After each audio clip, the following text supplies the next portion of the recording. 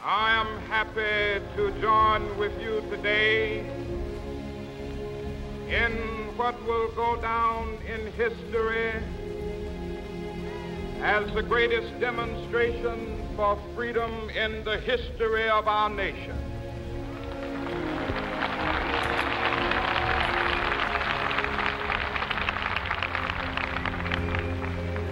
Five score years ago, a great American in whose symbolic shadow we stand today signed the Emancipation Proclamation.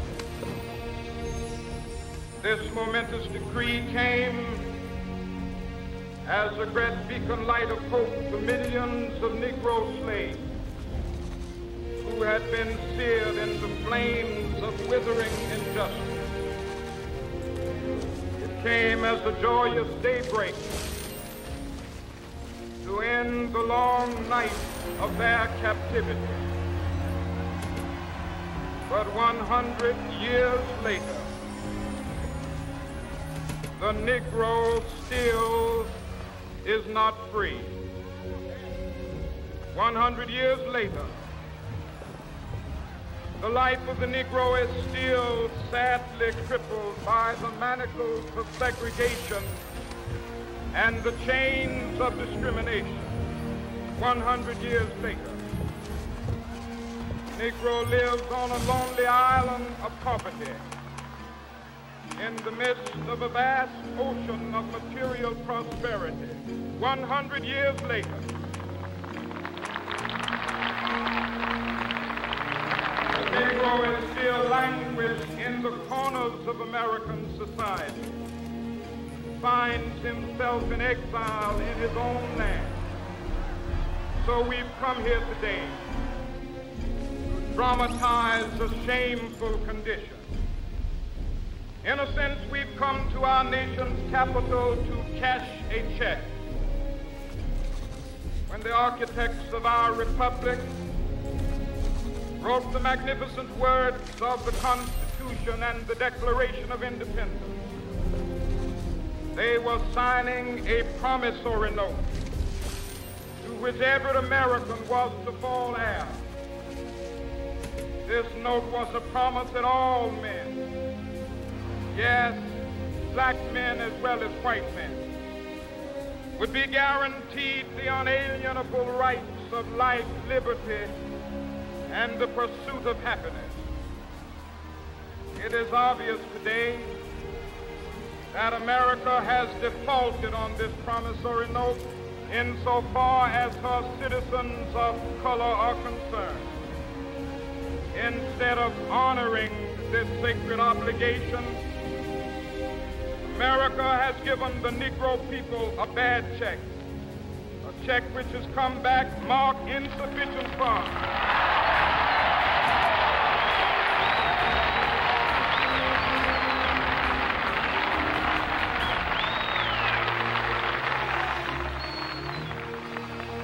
But we refuse to believe that the Bank of Justice is bankrupt. We refuse to believe that there are insufficient funds in the great vaults of opportunity of this nation. So we've come to cash this check, a check that will give us upon demand the riches of freedom and the security of justice.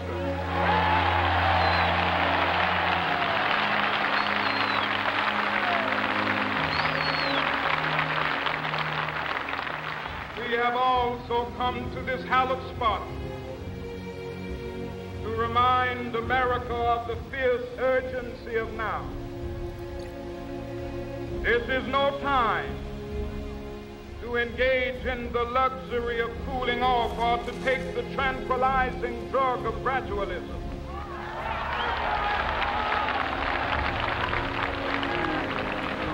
Now is the time to make real the promises of democracy. Now is the time to rise from the dark and desolate valley of segregation to the sunlit path of racial justice. Now is the time to lift our nation from the quicksands of racial injustice to the solid rock of brotherhood. Now is the time. Make justice a reality for all of God's children. It would be fatal for the nation to overlook the urgency of the moment. This sweltering summit of the Negro's legitimate discontent will not pass until that is an invigorating autumn of freedom and equality. 1963 is not an end, but a beginning. Those who hope that the Negro needed to blow off steam and will now be content will have a rude awakening if the nation returns to business as usual.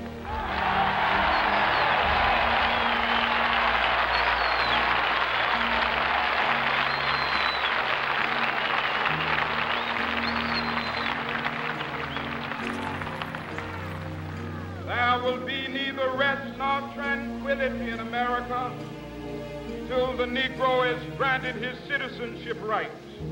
The whirlwinds of revolt will continue to shake the foundations of our nation until the bright day of justice emerges.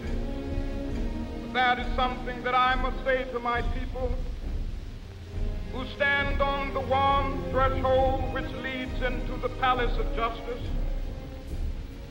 In the process of gaining our rightful place, we must not be guilty of wrongful deeds. Let us not seek to satisfy our thirst for freedom by drinking from the cup of bitterness and hatred.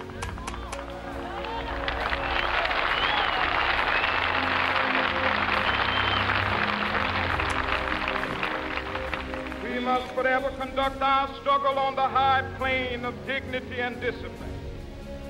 We must not allow our creative protests to degenerate into physical violence. Again and again, we must rise to the majestic heights of meeting physical force with soul force. The marvelous new militancy which has engulfed the Negro community must not lead us to a distrust of all white people. For many of our white brothers, as evidenced by their presence here today, have come to realize that their destiny is tied up with our destiny.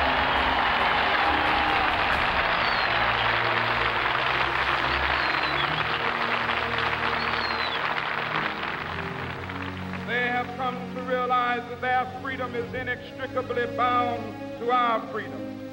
We cannot walk alone.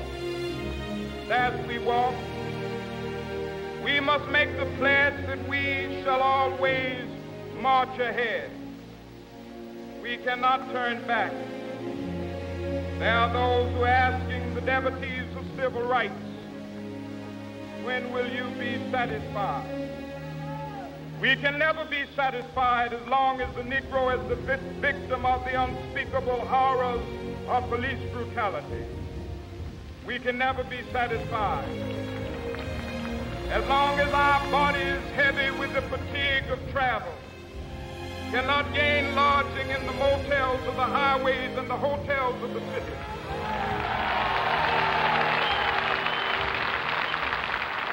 We cannot be satisfied as long as the Negro's basic mobility is from a smaller ghetto to a larger one. We can never be satisfied as long as our children are stripped of their selfhood and robbed of their dignity by signs stating for whites only.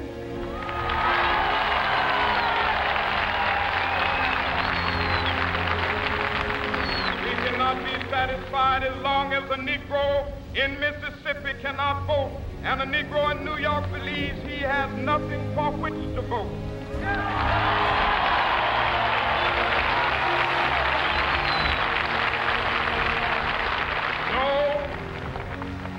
No, we are not satisfied, and we will not be satisfied until justice rolls down like waters and righteousness like a mighty stream.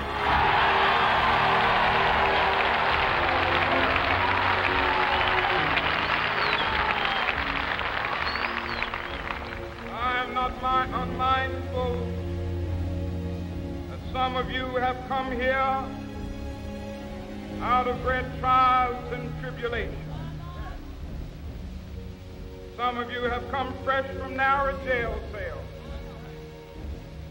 Some of you have come from areas where your quest for freedom left you battered by the storms of persecution, staggered by the winds of police brutality. You have been the veterans of creative suffering. Continue to work with the faith that unearned suffering is redemptive. Go back to Mississippi. Go back to Alabama. Go back to South Carolina. Go back to Georgia. Go back to Louisiana. Go back to the slums and ghettos of our northern cities, knowing that somehow this situation can and will be changed. Let us not wallow in the valley of despair. I say to you today, my friend,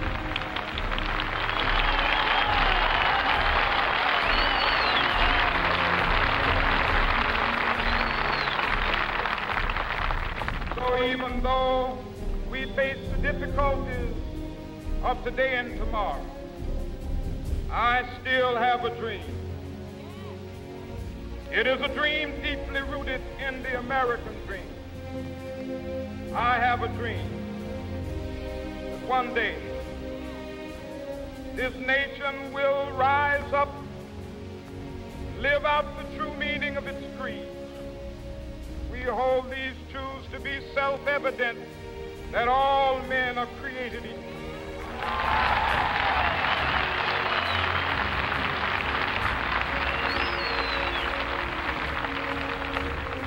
I have a dream that one day on the red hills of Georgia, sons of former slaves and the sons of former slave owners will they be able to sit down together at the table of brotherhood. I have a dream that one day even the state of Mississippi, a state sweltering with the heat of injustice, sweltering with the heat of oppression, be transformed into an oasis of freedom and justice. I have a dream. My poor little children will one day live in a nation where they will not be judged by the color of their skin, but by the content of their character. I have a dream today.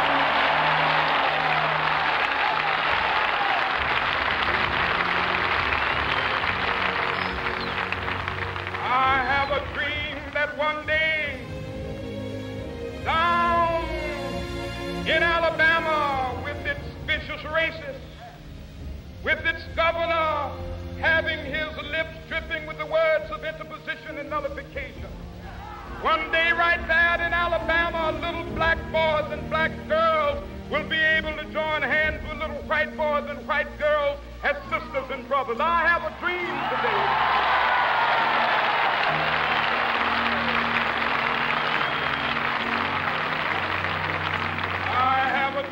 That one day every valley shall be exalted, every hill and mountain shall be made low, the rough places will be made plain, and the crooked places will be made straight, and the glory of the Lord shall be revealed, and all flesh shall see it together.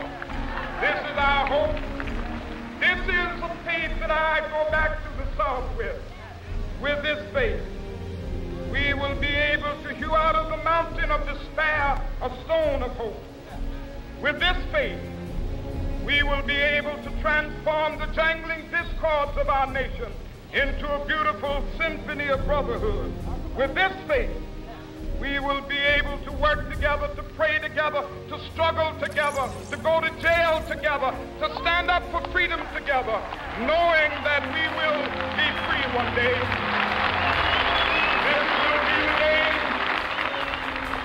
This will be the day with all of God's children, be able to sing with new meaning, my country tears of thee. Sweet land of liberty of thee I sing.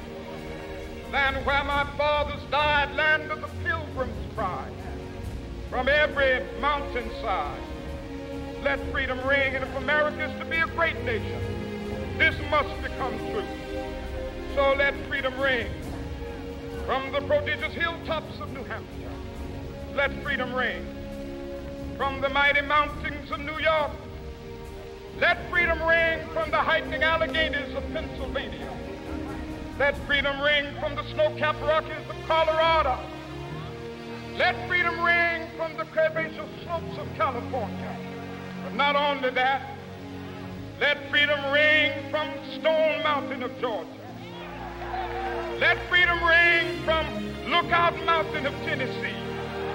Let freedom ring from every hill and molehill of Mississippi, from every mountainside.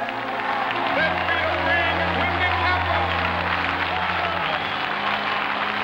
when we allow freedom ring, when we let it ring from every village and every hamlet, from every state and every city, we will be able to speed up that day when all of God's children, black men and white men, Jews and Gentiles, Protestants and Catholics, will be able to join hands and sing in the words of the old Negro spiritual, free at last, thank